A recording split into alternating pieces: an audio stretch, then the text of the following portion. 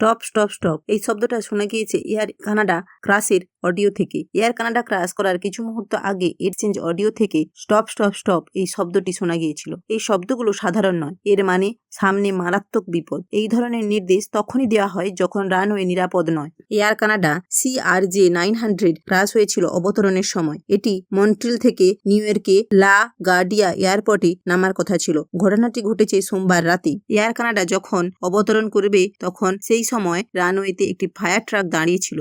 অবতরণের সময় রানওয়েতে ফায়ার ট্রাকটি দাঁড়িয়ে থাকার কারণে ফায়ার ট্রাকের সঙ্গে এয়ার কানাডার ধাক্কা লাগে এবং মারা যায় বোথ পাইলট এবং ফার্স্ট অফিসার।